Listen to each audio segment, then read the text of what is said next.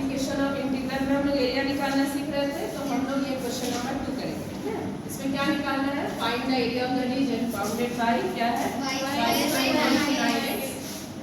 x equal to 2, x equal to 4 and the x axis in the first one। तो सबसे पहले हम लोग क्या करेंगे, मतलब कर्व का इक्वेशन को लिखेंगे, y² equal to 9x। ये किसका इक्वेशन है बताओ, इक्वेशन 1 रिप्रेजेंट्स ए, क्या लिखेंगे बताओ, पैराबोला, पैराबोला। और यहाँ पॉजिटिव साइन है इसलिए क्या लिखेंगे, राइट हैंडेड पैराबोला। बी में लिख लो राइट हैंडेड पैराबोला। अच्छा, सबसे बड़ा बात है ये कैसा होगा, किस एक्सिस के सिमेट्रिकल होगा, किसका पावर ऑड है, x का पावर ऑड है। जिसका सिर पे ऑड पावर रहता है, विषम संख्या रहता है, उस एक्सिस के सिमेट्रिकल होता है। तो किसके सिमेट्रिकल होगा बताओ, सिमेट्रिकल अबाउट x एक्सिस। अगर y का ऑड पावर होता तो y एक्सिस के सिमेट्रिकल होता। और धनात्मक साइन है, प्लस साइन है, इसलिए राइट हैंडेड।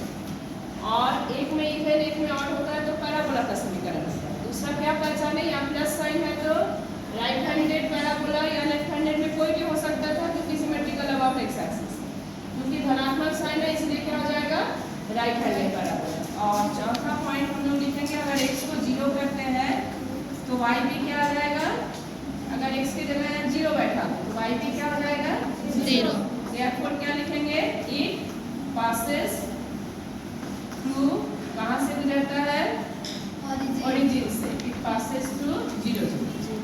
लिखना पॉइंट्स तुम लोग लिख दोगे, काफी है कर्व के बारे में। पहला है वो पैराबोला को रिप्रेजेंट कर रहा है, धनात्मक है, राइट हैंडेड पैराबोला। लेकिन पहले ये देख लेना किसके सिमेट्रिकल है, उसके हिसाब से इसको लिखना है। फिर x को 0 किए तो y भी 0, देखने से पता चल रहा है।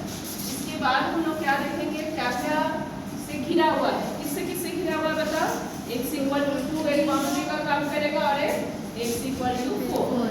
तो पहले हम लोग x का मान 2 पुट कर रहे हैं, तो यहाँ क्या आ जाएगा बताओ, y² बराबर 9 × 2, कितना हो गया, फिर x की जगह हम लोग मतलब y इक्वल टू क्या हो जाएगा, ±√18। तो x बराबर 4 बैठा दो, y² बराबर क्या हो जाएगा, 9 × 4, कितना आ जाएगा, 36।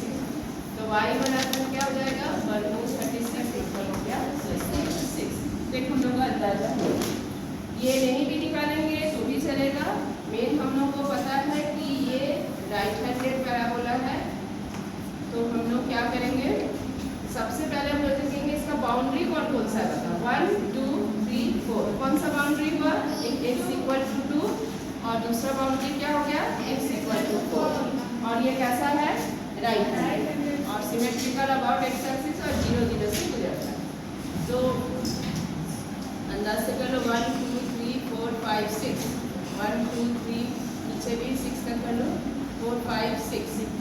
तो पैराबोला यहाँ 6 से गुजर रहा है, यहाँ भी 6 से, ठीक है।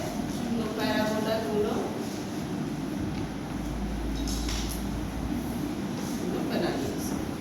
यहाँ लिखना जरूरी है, x equal to 2, x equal to 4 और पैराबोला का समीकरण y² बराबर 9। ये सब लिखना जरूरी है। ये हमारा x अक्ष है, ये y अक्ष है, ये पैराबोला है, ये x इक्वल टू 2 है, ये x इक्वल टू 4। और हम लोग को कौन सा एरिया निकालना बताओ, फर्स्ट क्वाड्रेंट और x एक्सिस और ये फर्स्ट क्वाड्रेंट है, यहाँ क्षेत्रफल। तो ये क्षेत्रफल हमें निकालना, ठीक है।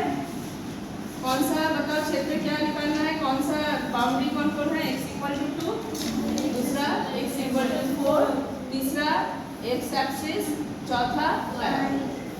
तो इन चारों से घिरा हुआ क्षेत्रफल हमें निकालना है। अब हम लोग आ जाते हैं सूत्र में। एरिया का क्या फॉर्मूला है बताओ, y × dx। y dx, y है लंबाई, dx है चौड़ाई। और लिमिट कहाँ से कहाँ लेंगे, 2 से 4, 2 लिखेंगे यहाँ 4। तो 2 से 4। अब इस समीकरण से हम लोग y निकालेंगे। तो हमारा समीकरण क्या है, y² बराबर 9x। यहाँ से y बराबर क्या है बताओ, वर्गमूल 9x बराबर क्या हो जाएगा, 3 × रूट एक्स dx। ठीक है, तो एरिया हम लोग का फिर से एरिया क्या है 2 से 4 3 रूट एक्स dx।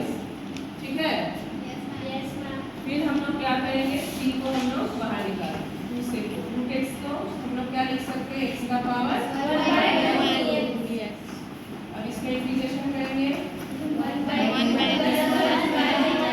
प्लस 1 2 से 4।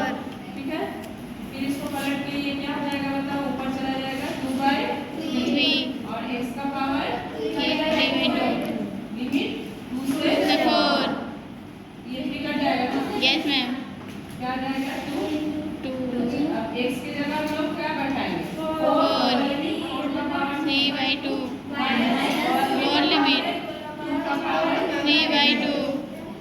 ठीक है, इसके बाद ध्यान देना 2 4 को हम लोग क्या लिख सकते हैं 2 स्क्वायर 2 का स्क्वायर 2 का स्क्वायर 3/2।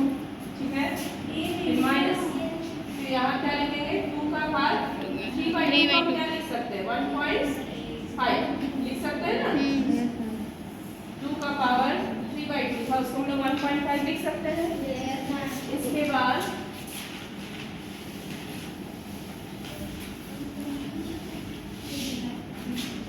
इसके बाद देखिए यहाँ 2, फिर इसके आगे बताओ ये 2 कैंसिल हो गया, क्या आ गया 8 पावर 3 माइनस, अब 2 का घात 1.5 मतलब 5। ठीक है, तो सॉल्यूशन में हम लोग क्या करेंगे, सबसे पहले बताइए किसका समीकरण है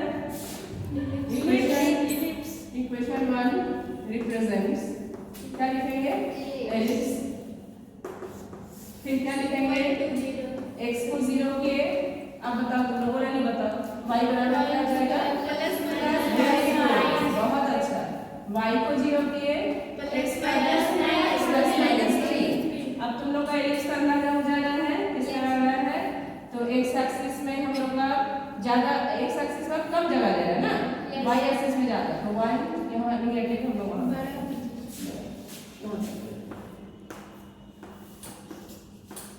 1 2 3 4 5 इस तरह नीचे भी 5 और यहाँ कितना है 1 2 3 1 2 3।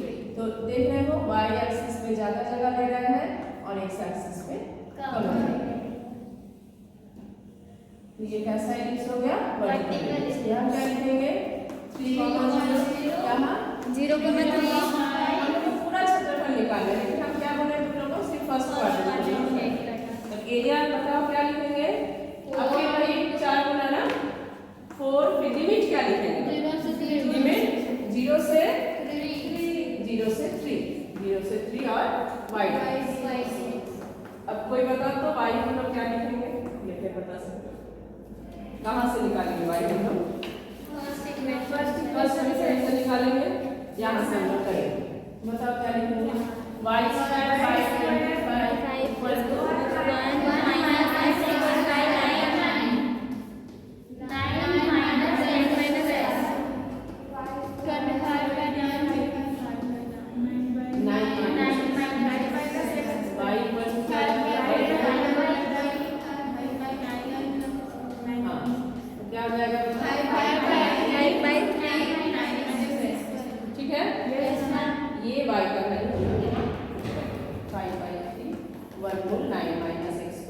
तुम लोग एक ट्रिक बताए थे, एरिया का फॉर्मूला क्या होता है पाई एरिया होता है पाई ए बी। फिर यहाँ से ए क्या है बता, ये है ए जो बड़ा होता है उसको ए है, तो ए स्क्वायर बराबर 25, तो ए बराबर क्या हो जाएगा 5, बी स्क्वायर बराबर 9, तो बी बराबर क्या हो जाएगा 3। तो इसका आंसर क्या होगा 5 गुना 3 कितना आ जाएगा 15। तो हम लोग का अंदाज ये होना चाहिए कि हमारा क्षेत्रफल क्या मिलेगा 15 पाई। इसको जो हल करेंगे हम लोग 5 pi 3 root 9 minus x square dx, इसको हल करेंगे सॉल्व करके हम लोग का 15 पाई स्क्वायर मिलेगा। तो हम लोग एलिप्स का क्षेत्रफल निकालने सीखे हैं और एक बार बता रहे हैं वो समीकरण हम लोग ध्यान से इक्वेशन अगर दिया है find the area of this ellipse, ठीक है। तो हम लोग क्या करेंगे, इसको समीकरण नहीं कर देंगे। सबसे पहले बताओ ये किसका समीकरण है? इलिप्स। कैसे देख के बताए? x स्क्वायर और y स्क्वायर दोनों पर समघात है, इवन पावर। अगर एक पर इवन रहेगा दूसरा पर ऑड रहेगा तो पैराबोला, और दोनों पर इवन है तो एलिप्स या सर्कल। एलिप्स भी हो सकता है, वृत्त भी हो सकता है। सर्कल कब होगा? जब दोनों के नीचे सेम रहे। सोचो दोनों के नीचे 16 तो सर्कल हो जाएगा, तब एलिप्स नहीं होगा। तब क्या हो जाएगा? सर्कल। दोनों के नीचे अलग अलग है तो एलिप्स। ऐसे लिखेंगे इक्वेशन 1 रिप्रेजेंट्स, क्या लिखेंगे? एलिप्स। कुछ बोलना है क्या? इक्वेशन 1 रिप्रेजेंट्स एलिप्स, ठीक है। उसके बाद हम लोग क्या करेंगे, x की जगह 0 बैठा दो, x की जगह 0 बैठा दो तो y क्या आएगा बताओ? इसको हाथ से ढक दो। y क्या है? y square equal to 9, y equal to -3। मतलब पॉइंट क्या हो गया? 0,3 एंड 0,-3, ठीक है। इस तरह हम लोग पॉइंट को लिखेंगे। अगर हम लोग y इक्वल टू 0 करते हैं, y अगर 0 करते हैं तो 0 कर देंगे तो x square by 16 equal to 1, x square equal to क्या हो गया? 16, x स्क्वायर प्लस -4। पॉइंट्स क्या हो गया बताओ? 4,0 इससे हम लोग को आइडिया हुआ कि x एक्सिस y एक्सिस पे ये कहां पर प्रतिच्छेद करेंगे। तो यहाँ पर हम लोग अगर ये पॉइंट क्या था? 0, 3, 0, -3, 1, 2, 3, 1, 2, 3, देन 1, 2, 3, 4, इधर 1, 2, 3, 4, ठीक है।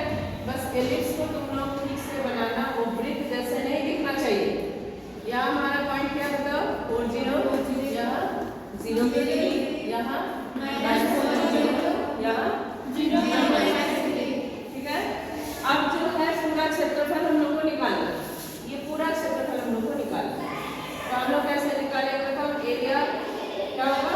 निकालते हैं हम लोग फर्स्ट क्वाड्रेंट का। तो फर्स्ट क्वाड्रेंट को हम लोग अलग से इस तरह का शेड करते हैं। बुक में देख लो फर्स्ट क्वाड्रेंट में शेड है। तो हम लोग को इस टाइप का कितना है, कितना जगह है? 4।